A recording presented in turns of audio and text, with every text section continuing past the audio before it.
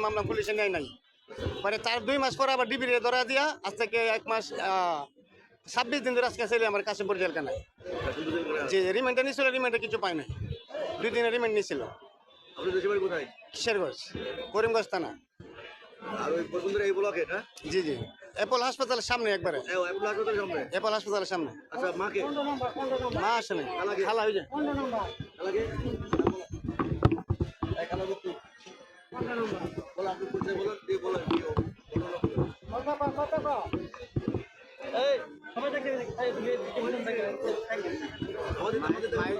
মাইকগুলো দেন।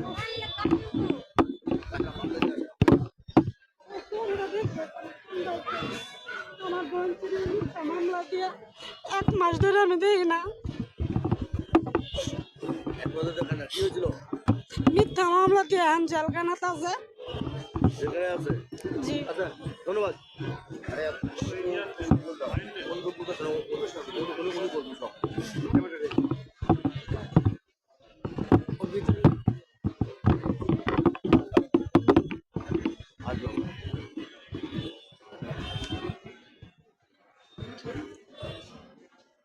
আদালত কি রায় দিয়েছেন আপনার? দেখেন, কাজের মেয়েও যে একজন মানুষ, আমাদের সমাজ কিন্তু তা বুঝতে চায় না। আমরা মানুষ হিসেবে মানুষকে মূল্যায়ন করতে জানি না। এই শিশু হালিমার বয়স কিন্তু মাত্র 14। অথচ হালিমা পেটের দায়ে পরে যেই বয়সে হালিমার পড়াশোনা করার কথা, যেই বয়সে হালিমা দৌড়াদৌড়ি করার কথা, খেলাধুলা করার কথা, সেই বয়সে হালিমা কিন্তু একটা ঘরে কি করে কাজ করে পেটের দায়ে। কিন্তু মেয়েটা অত্যন্ত সৎ এবং ভালো। কিন্তু ভাগ্যের কি নির্মম পরিহাস যে ভাগ্যই জন্য হালিমার সাথে প্রতারণা করলো। সেই বাসাটিতে হালিমা কাজ করত, ওই বাসার গৃহকর্ত্রী, তার স্বামী চট্টগ্রামের বড় ইঞ্জিনিয়ার, কোটি কোটি টাকা ইনকাম করে। নিজের বউকে সুখে রাখার জন্য সে 2 কোটি টাকা দিয়ে একটি ফ্ল্যাট কিনে দিয়েছে বসুন্ধরাতে, গাড়ি বাড়ি সব কিনে দিয়েছে। তারপরও এই মেয়েটা পরকীয়া করতো তার এক কাজিনের সাথে। এখন এই পরকীয়ার সম্পৃক্ততা আসলে দারোয়ানের মধ্য দিয়ে এটি ওই বাদীর স্বামী জানতে পারায় তাদের মধ্যে ডিভোর্স হয়।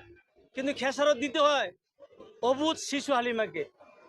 প্রকৃত ঘটনা হলো শিশু হালিমার কোনো দোষ নেই, কিন্তু শিশু হালিমা এখানে বলি হয়েছে এই বাদীর দ্বারা। তাকে মিথ্যা 55 লক্ষ টাকা চুরির অভিযোগ। একটা শিশু বাচ্চার পক্ষে 55 লক্ষ টাকা আলগিয়ে নেওয়া সম্ভব না। আপনার মামলার এফআইআর স্পষ্ট লেখা আছে, বাদী নিজে বলেছে যে 55 লক্ষ টাকা খাটের নিচে, বক্স খাটের নিচে সুকেসের ভিতরে তালা মেরে রাখা হয়েছে। তাহলে সুকেসের ভিতরে যদি বক্স খাটের নিচে তালা মেরে 55 লক্ষ টাকা রাতের 11টা বাজে রাখা হয়, তাহলে শিশু হালিমা সকাল 9টা বাজে এই বাসায় গিয়েছে কাজ করার জন্য, আবার বিকেলে চলে যায়। এটা কাগজে এফআইআর লেখা আছে। তো শিশু হালিমা যখন সকালে কাজ করতে ঢুকছে, কাজ করেছে, রাতে যে সে বক্স খাটের ভিতরে টাকা রেখেছে, এটা তো শিশু হালিমার জানার কথা না। তাহলে শিশু হালিমা কাজ করেছে, কাজ করার পরে চলেও এসেছে, তো সেখানে শিশু হালিমার অপরাধ রাখি। তাহলে পরের দিন এফআইআর ভাষ্য অনুসারে পরের দিন এই বাদী সাথী দেখলো কি যে তার 55 লক্ষ টাকা নেই। সরাসরি সে অভিযোগ তীর দিল এই শিশু হালিমার প্রতি।